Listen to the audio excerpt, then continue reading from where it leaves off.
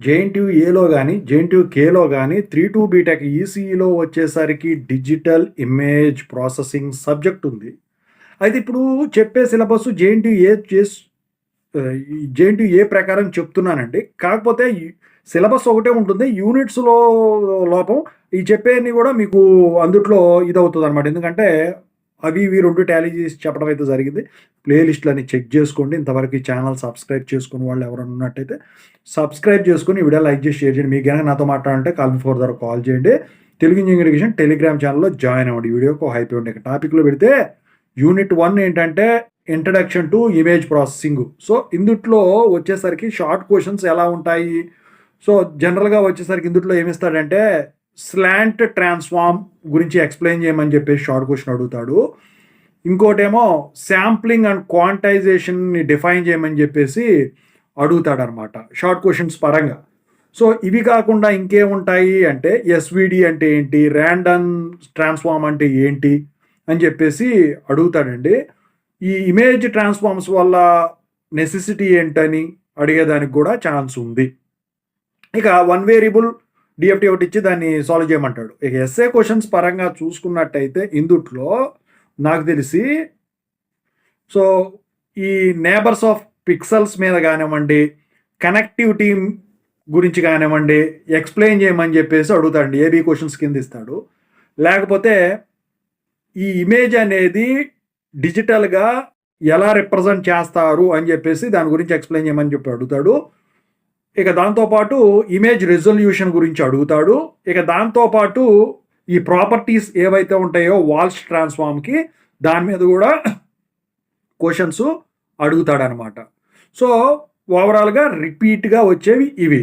ఇక ఇంకా ఇవి కాకుండా ఏమున్నాయి అంటే నాకు తెలిసి ఈ ఇమేజ్ సెన్సింగ్ అండ్ అక్విజిషన్ గురించి అడిగేదానికి ఛాన్స్ ఉందండి. ఇక ఇంపార్టెన్స్ ఆఫ్ ఫేజ్ గురించి, ఇక హడమర్ ట్రాన్స్ఫార్మ్ గురించి, హార్ ట్రాన్స్ఫార్మ్ గురించి అడిగేదానికి ఛాన్స్ ఉంది ఎస్ఐ క్వెషన్స్‌లో.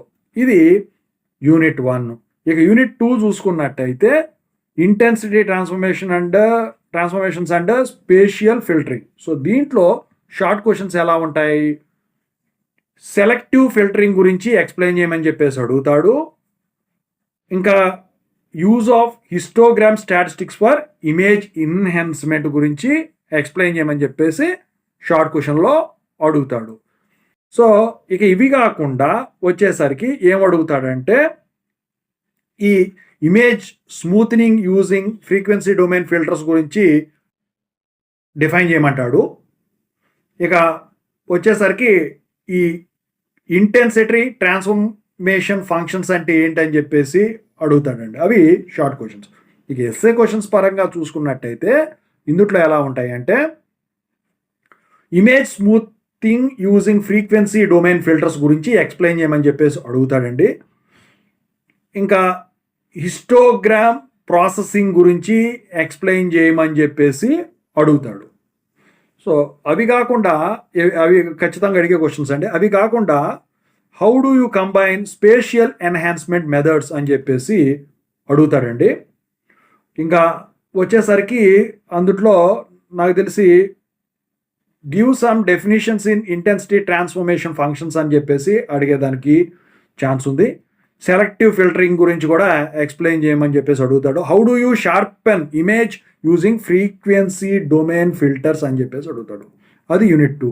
ఇక యూనిట్ 3 చూసుకున్నట్టయితే ఇమేజ్ రీస్టోరేషన్ అండ్ రీకన్స్ట్రక్షన్. ఇందుట్లో షార్ట్ క్వెషన్స్ ఎలా ఉంటాయి?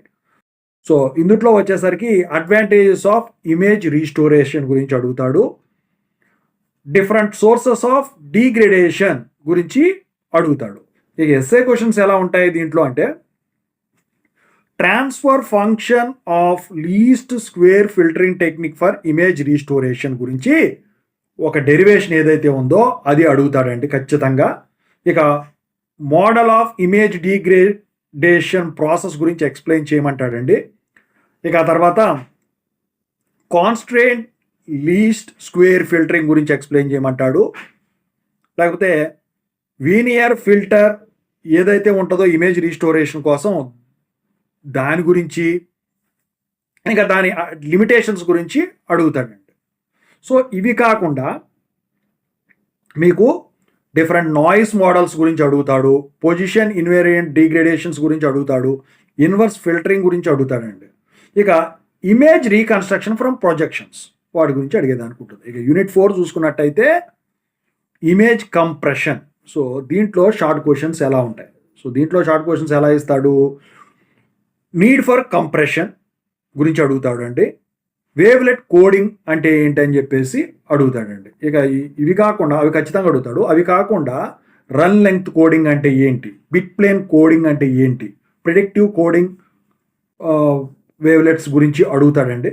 సో మల్టీ రిజల్యూషన్ ఎక్స్పాన్షన్స్ గురించి అడుగుతాడండి. సో ఓవరాల్గా షార్ట్ క్వశ్చన్స్ ఇవి. మరి ఎస్ఏ క్వశ్చన్స్ ఏం అడుగుతాడు దీంట్లో అంటే, సో దీంట్లో వచ్చేసరికి ఎస్ఏ క్వశ్చన్స్ వచ్చేసరికి హాఫ్మెన్ కోడింగ్ గురించి ఎక్స్ప్లెయిన్ చేయమని చెప్పేసి అడుగుతాడు, రన్ లెంగ్త్ కోడింగ్ గురించి ఎక్స్ప్లెయిన్ చేయమని చెప్పేసి అడుగుతాడు, బిట్ ప్లేన్ కోడింగ్ మెథడ్ గురించి ఎక్స్ప్లెయిన్ చేయమని చెప్పేసి అడుగుతాడు, lossy and lossless predictive coding గురించి అడుగుతాడండి.